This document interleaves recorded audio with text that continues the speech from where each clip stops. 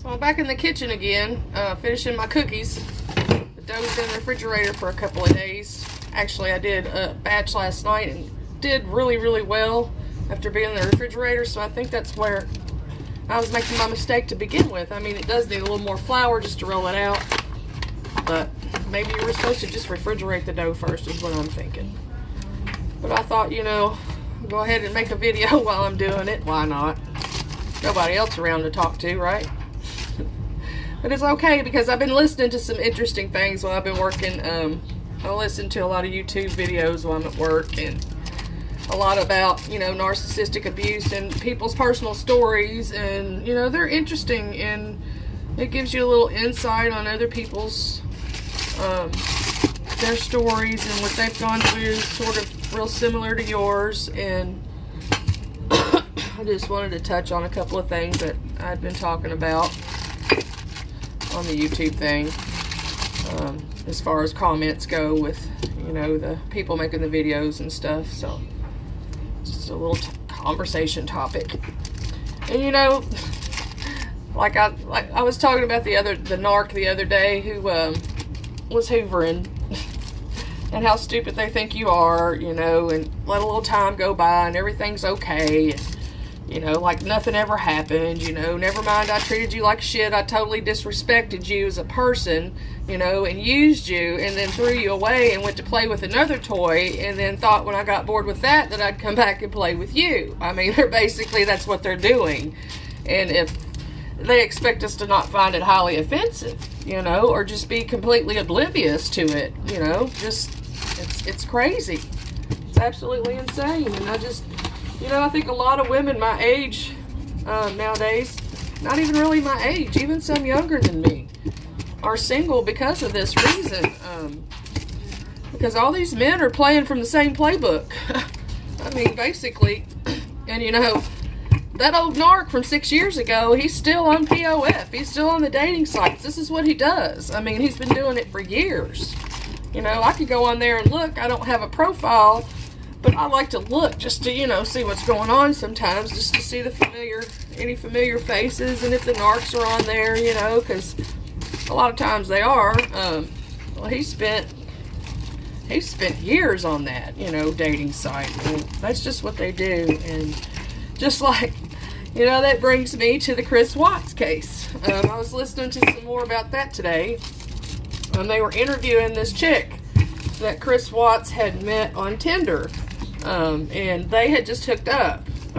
So, yeah, and this was in March of 2018, and he murdered his wife in August of 2018. And this is a totally different chick. Not the Nicole, not North Korea. This is, her name, what was it? I can't remember her name, but she was a hairdresser working at Great Clips or Supercuts or something along those lines, and she was on Tinder, you know, just looking for hookups. Apparently, in the interview, she'd had so many hookups that it was hard for her to remember the situation in itself, because she was hooking up with so many guys at the time on Tinder. So, you know, she just happened to hook up with Chris Watts, and they met at Chick-fil-A. And they didn't talk long, they didn't eat or anything like that. I think she said she might have went in and got a drink, and then they decided to go to her house, and he followed her to her house, you know, telling her that his baby's mama wouldn't let him see the children, and that they were separated, and, you know, just a bunch of freaking lies. And so she took him back to her house, and, you know, of course they hooked up and they had sex. And these cops were, you know, interviewing her and asking her questions about, you know, the details about their encounter and all of that. And, you know, and she told them she was embarrassed, you know, very embarrassed, and she didn't want the information getting out, you know, because they were raunchy. But she came out and she pretty much said that he was sort of rough, you know, a little forceful, and it was trying to force anal on her. And at one point she had to, like, force him off of her, push him away, and pretty much they just, you know, the act was done, and he left, you know. So this is what our society does today. This is what narcissists do. This is the hookup. This is what happens. This is what goes on all the time. You know, and this is a married man. This happened in March of 2018. He kills his wife in July over another girl. And apparently this man had affairs with other men. He had a dating profile on a homosexual hookup dating site as well. And they had interviewed that guy too. I just hadn't seen that one yet. But I just saw this Tinder girl, and she was telling about her hookup with Chris Watts. So I thought that was interesting. You know, it's just another MO of the narcissist. That's what they do. They run around just to have sex with, you know, whoever. They really don't care who it is. You know, they're gonna hook up. Like, you know, that she said it was around 8 o'clock at night. So he meets this chick at Chick-fil-A at, you know, 8 o'clock at night and follows her home and has sex with her. Well, obviously he had to go home to his wife after that. So, I mean, people think, you know, when you're with a narcissist that they spend all of their time with you. You know, it doesn't take much time. It doesn't take much time. If you have a job yourself or things going on, you know, there's time for narcissists to go have their, you know, their little hookups. But my dough is on point tonight. See, it's supposed to look like that, nice and flat. Let me cut it out. Make some nice little sugar cookies. But yeah, that was just one thing that sort of I listened to today that was sort of interesting. You know, there's really no telling who all he had hooked up with. I mean, we know of men, we know of a couple women already. This is just what the public knows. So, I mean, there's really no telling. But yeah, she just said that it was kind of, you know, it was meaningless. He was, you know, kind of brutal and a little bit forceful. And it was just, you know, I couldn't imagine being that woman and having to go through that kind of interview. And her excuse was that she went through a nasty divorce, and she just went batshit crazy because she was so upset she didn't have her kids. Apparently her husband has custody of her kids, and, you know, just excuses. Oh, she had a traumatic brain injury from where she had fallen, you know, and had some sort of cerebral hematoma. But, you know, maybe she did. I mean, but that doesn't excuse that kind of behavior. I mean, everybody to their own. But you ought to know when you're doing that kind of behavior that more than likely, you know, you're doing it with a married man or somebody who does this on a regular basis. It's just very dangerous. It's very dangerous. I just don't see how people think that's okay. But apparently they do. Apparently they do. And, you know, his wife had no idea, of course, that he was doing that. So, and then another little video that I've been listening to yesterday. This chick, her name is Little Shaman. I think she might be Buddhist. I don't know. But she seems to be a little... Of course, I'm not Buddhist. I don't have anything against Buddhism, but, you know, it's just different than what I believe. So I just thought I'd mention that. Little Shaman had put a video out yesterday comparing a narcissist to a lion attacking their prey. Well, you know, that's one scenario. To be a lion's lunch would be a lot easier than to have to deal with a narcissist and what they leave you with. It's more like when, I think a good scenario, a good analogy for that would be when a cat, you know, plays with a mouse. I have a cat, and I've seen her do it. She'll catch a mouse outside, and she'll just play with it, you know, for a while and torture it, you know. It'll be half dead, laid over, and, you know, slobber all over it, just half literally dead. Well, she'll get bored with playing with that, you know, and she'll go do something else. You know, she might go want to eat a bite or, you know, play with another toy or, you know, take a walk or something. And then she'll come back and torture that mouse some more, you know, and get bored again, and the mouse might die next time, you know, and she'll just forget about it. You know, that's kind of like what I think of it. It's not like a lion going after its prey, only because I know, you know, I've spent some time with a narcissist and I know how they operate. A lion going after its prey doesn't get enjoyment out of hurting the animal itself. Yeah, it might, like we sit down to eat a meal, get enjoyment. You know, the lion is doing this. It's its nature, I guess is what her point was. It's a narcissist's nature to just, you know, do that to people, and that we should maybe, the impression I got was to accept it because that's just the nature of a narcissist, like the nature of a beast, right? I don't totally agree with that. I really don't, because it's more like Satan trying to steal a good soul.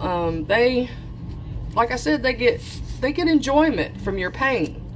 You know, I saw the smirk on his face when I was in pain, and, you know, explaining to him and questioning him about things that were going on that I didn't like, and that were pretty evident that wasn't good, and, you know, I'm pretty sure he knew about ahead of time, and he just withheld that information. And, you know, when I bring it up, it's, you know, he had a smirk on his face, and I'm in pain, and it struck me as, you know, pretty evil. So yeah, it's not like a lion going after its prey. It's more like Satan going after a good soul to destroy, because they get so much enjoyment out of it. It's not that they have to do it, it's a choice. They get enjoyment. They get pleasure from hurting other people. They're not doing it to eat and survive. They're doing it for their enjoyment and for their entertainment, like a cat would toss a mouse around, you know.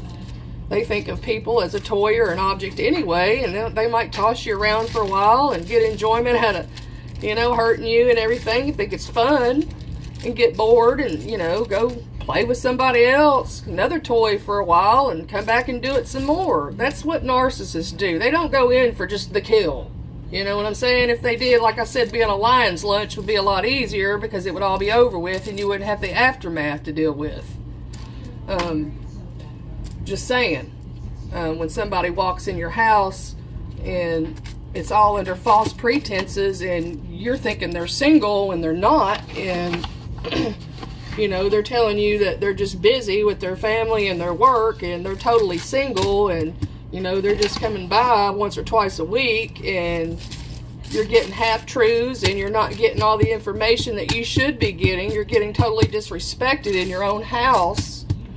You're being lied to. You know, like I said, half-truths. They'll bring diseases in your house. They don't care. Just whatever. They'll use your house when you're out of town. They use your body. They destroy your mind with all their lies and their manipulation. They keep you in total confusion to the point where, you know, you don't know what's up or down. And let me just say, all you new supplies out there, if you all are confused, if you're in a relationship and you're confused, that's the first sign you're with a narcissist, is total confusion. If you're asking questions and you're doubting and you're confused, that's a big red flag. I'm just, you know, going to throw that out there, okay? and you'll see it later. I promise you will, if you don't see it now. Where was I? But yeah, it's totally like Satan trying to destroy a good soul. I even remember him telling me time and time again that I'm a good person. You know, and this was not his intentions. You know, well then what was his intentions? He was at my house every day for 3 years. What was his intentions? No, his intentions were to hurt me and to get pleasure out of it. That's what his intentions were. And, you know, he knew he was going to walk away eventually once I caught on to his true intentions. And that's exactly what happened, you know, and he has to go find somebody else to do the same thing to. For what reason, we don't know. It's not to eat. It's not the nature of the beast. It's for him to get his pleasure. You know, it's just purely pleasure for him to do that to people. It's just diabolical is what it is. So I just wanted to throw that out there. It's not like a lion going after its prey. It's like Satan stealing good souls, because pretty much that's what it is. I know, I've been through it. And like I said, being a lion's lunch would have been a lot easier than what I have to deal with. And then I listened to another personal story. I've been following this girl. Her name's Trace Face It. Well, that's her YouTuber name, is Trace Face It. And she was with a narcissist for 7 years, married to one. And she just had to go to her divorce hearing yesterday, or her final divorce hearing yesterday. And she was very upset and made a video. It's just sad, you know. It's just really sad that this poor woman had wasted 7 years of her life on a man that, you know, she knew something was wrong. I think she even knew he was a narcissist for a long time, and they had tried to do some counseling and things like that. And, you know, the man was just, he would lie to her, he would cheat on her. It was just the same old bullshit that they all do. And now he's with the new supply, who's 24 years old, and she had to go to divorce court yesterday and face him, and, you know, her emotions were just, it was just hard for her. It'd only been 6 months since she saw him, and I just feel so bad for her to have to go through all that, and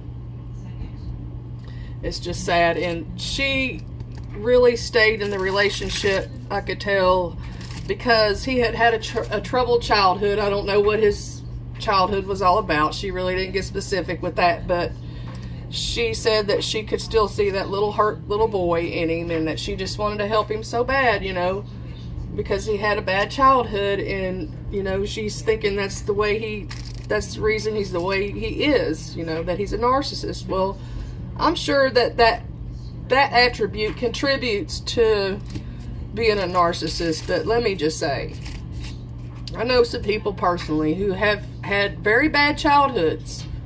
You know, some of them do have personality disorders, but I do know some people who've had, you know, been sexually abused, and they're good people. They don't do things like that. They just, you know, it's your character. It's not your history so much. It's your character. It's who you choose to be. It's a choice, in my eyes, and it's just, you know, like I said, I know a lot of people who's had a lot of bad childhoods, and they turned out just fine. They're not horrible people. I mean, look at Joyce Meyer. She is a world-known, you know, preacher, and she was abused by her father sexually, and she went through hell. And she is just, you know, she believes in God. She's a good person. She's famous because of it. I mean, because of her beliefs, and it made her close to God. I mean, I guess it's different for everybody, but, you know, that's really not an excuse to be a shitty person. I don't care what your childhood was like. It's not an excuse to go around for the rest of your life treating people like garbage, like toys, playing with people and throwing them away and then coming back to play with them some more. It's just not normal. It's very damaging to other people. It really is. I mean, it's just the maliciousness that they have. They're so malicious, they get pleasure from it. That's about all I can say about it. I mean, that's pretty much it. So, I got my cookies cut out. Somewhat. I'm going to throw these in the oven. Yeah, I think that's about all I was going to discuss. I was going to wait to make another video, but I just had all that on my mind. I kind of wanted to share. There are so many people out there making videos about, you know, going through narcissistic abuse, and they're all so similar, and they're all so sad, and everybody has a story, and it's just crazy. I hope everybody that has gone through it, I wished everybody would make videos, because I think awareness is, you know, we need to have awareness out in abundance to stop the people from doing this. As long as these narcs know that we're catching on to their bullshit, you know, they're not going to go around and keep doing this to people. I mean, they're dangerous. I mean, they hurt people in ways. Some people are affected for the rest of their life because of them. You know, they're not doing videos. We're not doing videos just for the fun of it, you know. It's to get the message out there. But anyway, I hope everybody has a good night and a narc-free tomorrow. I'm going to get my cookies finished and take my bath because I am tired. Y'all have a good one. Bye-bye.